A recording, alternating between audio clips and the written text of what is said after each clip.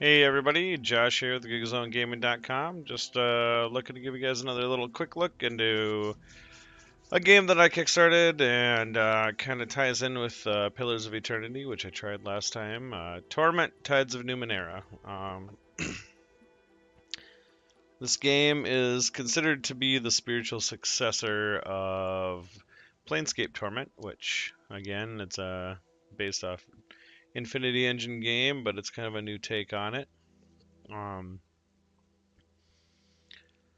It's a lot more story based than Pillars of Eternity was.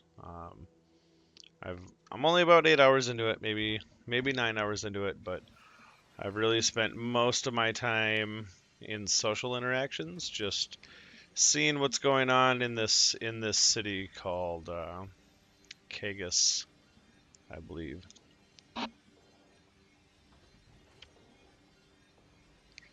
A lot of the typical Infinity Engine type trappings here. We've got our play area here, our party down here, but really a lot of what makes this different is, when you get into a fight, they're not called, it's not just a fight, it's called a crisis now, and there's all kinds of different things going on. You can solve it in many different ways. You can talk your way out of it. There might be some kind of odd technology that you can get out of it. But really, it's just an awesome world. I don't know if anyone's familiar with the works of Jack Vance and the Dying Earth, but it feels a lot like that, where this is a world where technology has lived and died and been reborn and lived and died and been reborn, and that's kind of the whole point of the game. It takes place in this world called the Ninth World. It's the ninth take on extremely advanced technology living and dying again, and I have to say it's been a really good ride so far. You play as the last cast off. You're um, basically the last incarnation of a god. There's a god that makes his own body, and every time he decides he's sick of that body, he casts that body off and makes another one, and you're the last one. And you live kind of with portions of his memories coming up and messing you up and kind of giving you an edge on things, and sometimes a detriment to things too. So uh, I fell from the sky, I crash landed in the city, and I've just been kind of trying to make my way. Uh, the story parts of this have been really awesome. I mean, the characters that come and go. I mean, immediately you're met with two characters that you can choose to travel with, or like I did, I just chose to cut them both loose. I thought they both seemed pretty untrustworthy. Ended up finding this much more untrustworthy guy, Tiber, who's just a rogue. Helped him save a friend from certain death in a public execution, and been kind of traveling around with him. So, some of the cool things about it, um, unlike other D&D type games, you've got only three stats. You've got might, speed, and intellect. And these things they're expendable. You'll use them every day to do different things. You'll use them to meet different challenges. You'll use them just to get by. It's really unique. It's really fun. I have to say it's been so much fun. I went and bought the pen and paper rule set that's out there too, and I can't wait to run a game. So I'm just gonna kind of give you guys a short little look at some of the things that happen in the game here, just on this little playthrough that I'm gonna do for the next half hour or so, and we'll see what happens. So. Um, some kind of gathering here. Everyone's pretty upset. This area that I'm in is called Cliff's Edge. Um, I've had it explained to me as where all the poor people make their home and then get upset when their home falls off the side of the cliff. As you can see here, it looks like a lot of homes have kind of fallen down. These poor kids here, their home has just fallen down into the crevice, and I'm gonna do what I can to try to solve that solve that issue as best I can. So a lot of the things on the screen are examinable or interactable. As you can see, you know, all of these little points, marked points of interest here that are things that you can do, you know, various actions with. Everything from, you know, interacting with oddities. There's a little bit of loot over here. There's things you can just look at. This particular one was really fun. These three triangles here kind of let me take a little trip back in my memory lane, and I don't know exactly how it can turn out every time, but the particular storyline that I went through basically told me that, you know, you make your own path. Um, there's a lot of that in this game. A lot of, you know, long 5-minute interludes that lead you to just knowing a little bit more about who you are and what you're about. So, um, you know, I'm gonna go ahead and figure out what this gathering here is about. I'm gonna talk to this guy and figure out what he wants. Um, you know, this guy, he wants me to find the Stitches. It's this race that burrows underground, and everyone's pretty sure that that's what's causing their homes to fall off the cliffside here. Now, I have found a Stitches. My interactions with him led me to believe he wasn't necessarily guilty of this. He was pretty afraid when I found him. I have talked to this guy a little bit before.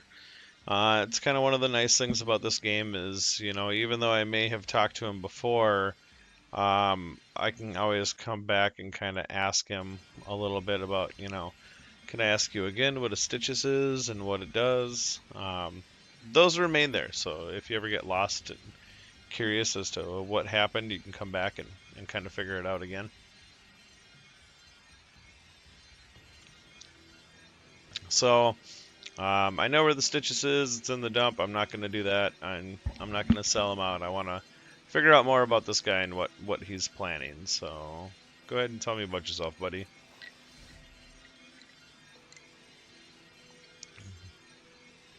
He's Yars Vunten of House Vuntgen, most respected of the slave families, and also has the honor of serving on the council.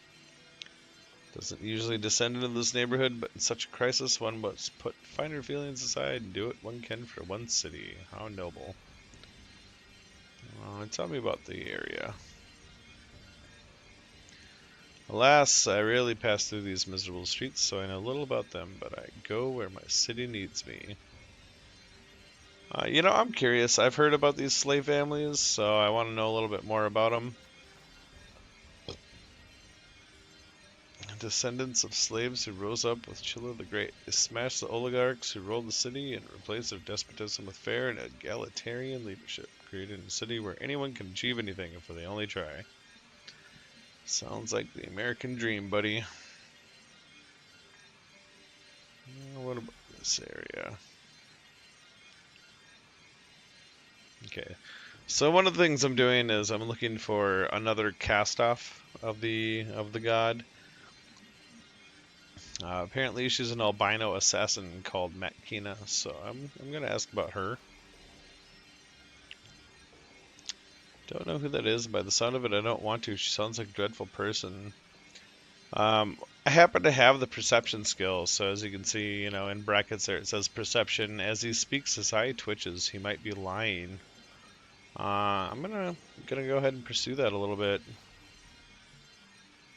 He avoids your eyes. I know of her. That's not the same of knowing her, and I don't know her as, what was it, Matkina? I know her only as the White Death. The council has had dealings with her before. You know, I'm not sold. I don't feel like these guys know exactly what's going on with this Cichus, so I'll take a little stroll up the street and see what I can find. See what Pico's all about. The boy gazes at the entrance to the chirurgical parlor.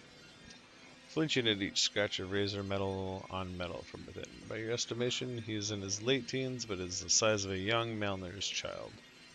His arms are a little more than bone-wrapped in red speckled skin, and a raw line zigzags down between his mismatched eyes and over his blade of a nose, as if pointing directly at his thin lips. He sees you looking, and bird-like muscles flex in his frail jaw. Get a good look, he says. Or maybe you want to call me some names. I hear eggshell a lot. Or maybe lightning bolt? I get that one from time to time. Crosses his bony arms and glares at you. Don't let me stop you. Call me some names. Laugh. Do it now, because in another few minutes, I'll be the one laughing. Well, I'm not laughing, and I'm sorry I offended you. No, certain things happen that raise your, what's called your tide level, and this one raised gold tide. Gold tide apparently is your sense of helping everyone, you know, your sense of general well-being for everyone, and I don't know how exactly they work into the storyline yet, but apparently they work into your personality, and they tend to affect every single dialogue option you have with somebody, which appears to be a lot. I mean, you can't walk 2 feet without finding somebody to talk to or something new to talk to somebody about. So I don't want your apologies. You didn't offend me. Believe me, I'm used to this by now.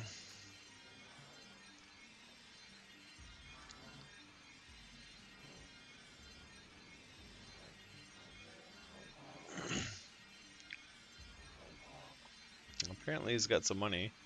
He's going to use it to change himself, change everything he can. Trails off, studying me in turn, his eyes wide. He glances quickly away, studying the nearby parlor. It must be some kind of weird plastic surgery place. What kind of changes are you considering?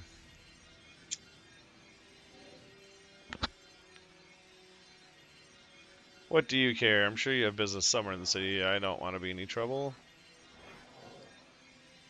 Can everyone buy improvements from the parlor?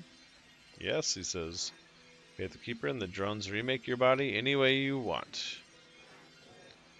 Why'd you look at me strangely earlier? His mouth trembles as though he's wrestling with a question he doesn't want to ask. Doesn't feel good to be stared at, does it? He says at last, looking back at the parlor. He seems to be deflecting your question, though it's unclear why. Well, let's go see.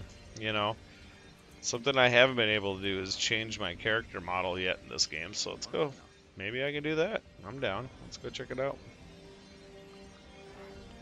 What up, Jirna?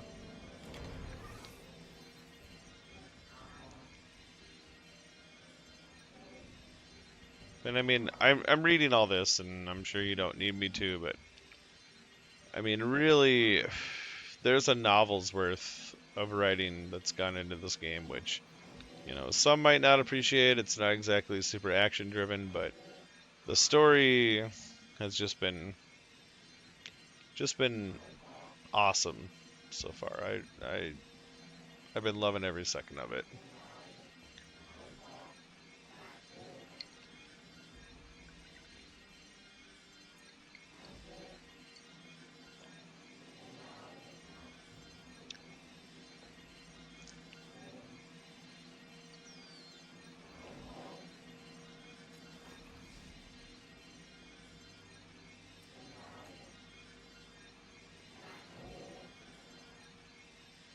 Pick an item or a service, pay my outrageous fees, and after only a short to long period of fairly safe but indescribable agony, you walk away with some horrible Numenera bits whirring away inside you. Pokes a few buttons on a device strapped to his wrist, and lights twinkle across its length. Dark glassy lens focuses on you. Well, interested? I can't help but noticing you're a very honest man. Well spotted, he says.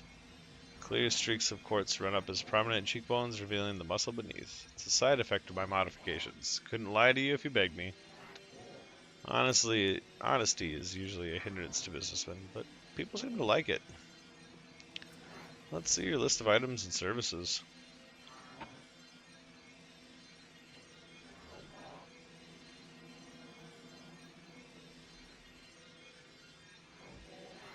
gosh, a lot of options.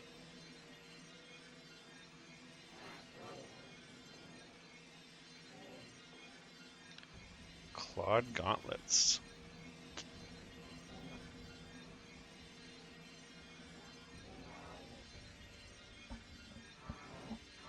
A little bit of the Wolverine treatment there. Let's see what else we have.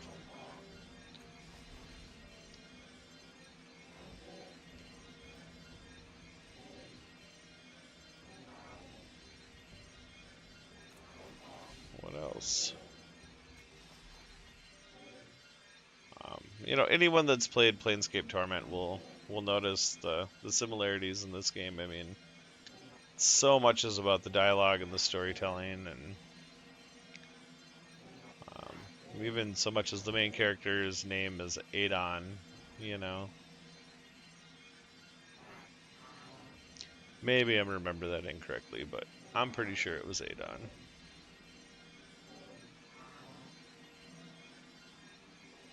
No.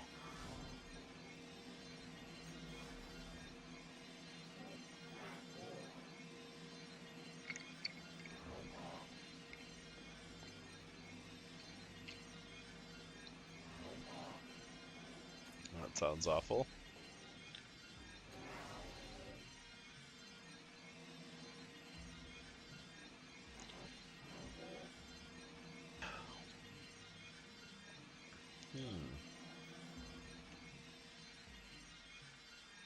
I'll take the identifier. Blade clips through your skull and a heartbeat. The pincers pried loose a cap inside. Distantly aware of struggling against drones' unyielding arms before a metal spine jams itself into your brain and everything goes white. After mending your breached skull, the machines release you. You stagger but keep your feet as the implant begins humming. Swirls of text streak past your vision as the thing comes to life. Interesting little thing, isn't it? Journo says. It does get puzzled by larger Numenera, but it should be able to handle most smaller things you find scattered around. Is there anything else I can help you with? So I get a new ability, Numenera Analyzer. I took some damage, which whatevs. God, I kind of want to take advantage of more of this. Artificial Eyeball.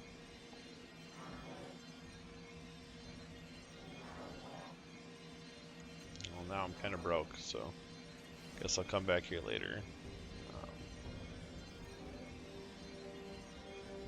That's really cool, though.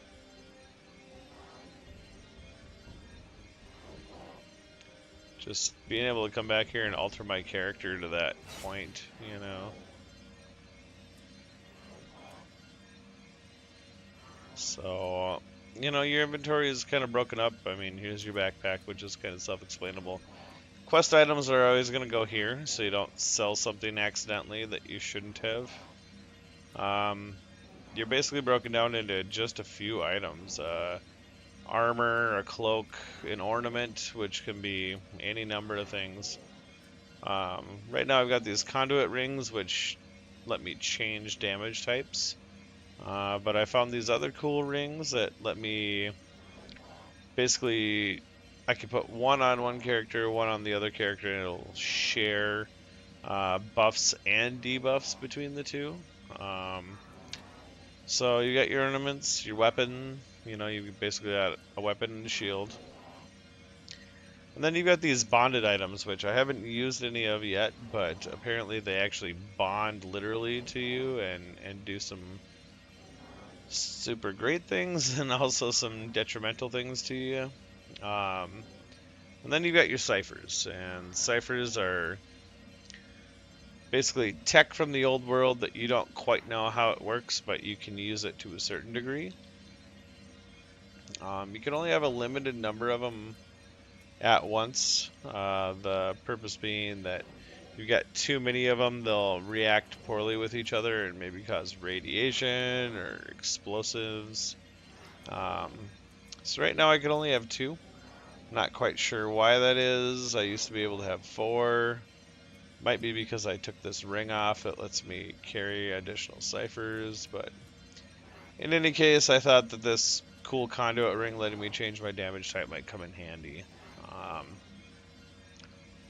it's really cut down. I mean, there's not a lot going on for equipment.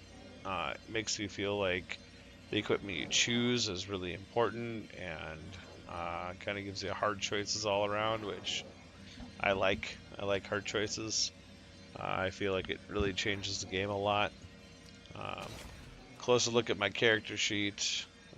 Basically, got a couple of skills that I got to pick right off the bat that help throughout, and then that also changes basically your character class. So I started out as an observant jack, um, with my talents of observant and a jack of all trades. There's really only 3 character classes, like proper character classes. There's a glaive, which is a warrior, the jack, which is kind of the jack of all trades, and then the nano, which is kind of like a mage.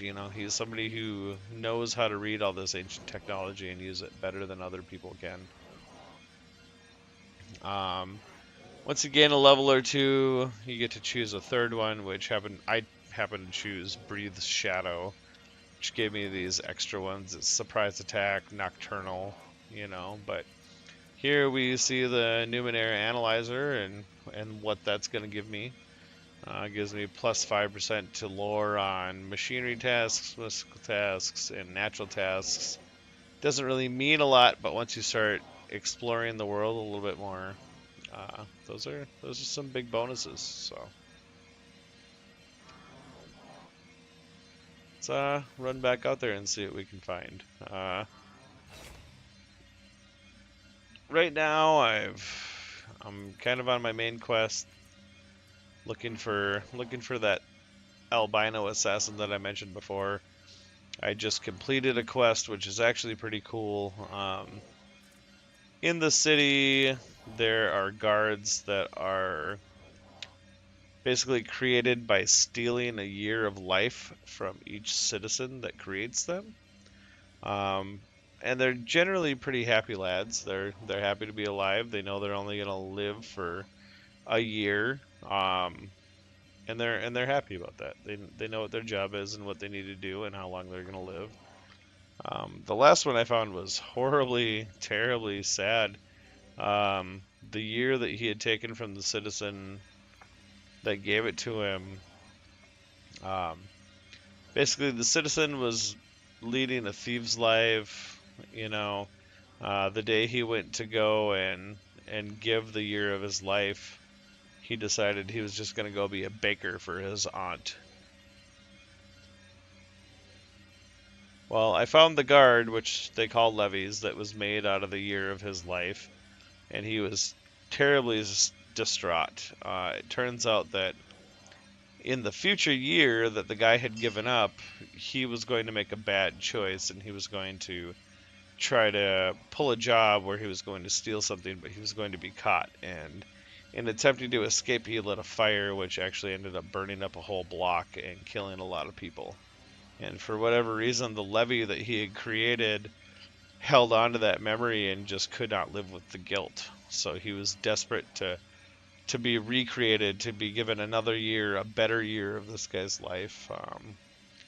I completed the quest, which was awesome. The levy was happy. The guy, took a little bit of damage and wasn't quite right afterwards, but I mean, just that's a story in and of itself. And I guess that's what's kind of most amazing about this game is in the 8-9 hours I've been playing it, I have heard so many great stories, so many little tidbits that just lead to fantastic storytelling. I honestly couldn't be happier. I mean, as someone who has played a lot of D&D, who's lived through a lot of stories, this return to storytelling roots really appeals to me. Like I said, couldn't be happier. If you like this style of game, the Infinity Engine type style of game, if you liked Planescape Torment, if you haven't played it, please, God, it's always on sale on GOG, goodoldgames.com for next to nothing. It's not as pretty as the new games, but man, it is so much more fulfilling, and these games are always a treat, and this one does not disappoint whatsoever. Um, so that's kind of my quick look at Numenera. I hope you all enjoy storytelling as much as I do, and give this game a quick look yourself. Chances are, if you're anything like me, you won't be able to put it down at all.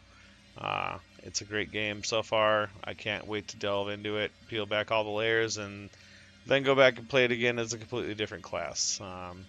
It's just been so much fun. So, once again, this is Josh with GigZoneGaming.com. We do have another League of Legends tournament coming up soon this year. Stay tuned for more details on that. We're looking at expanding and having some side tournaments this year, maybe some Overwatch, maybe some console tournaments. So we're working out the details, and we'll let you know as soon as we know. So thanks again for watching, and I'll be seeing you.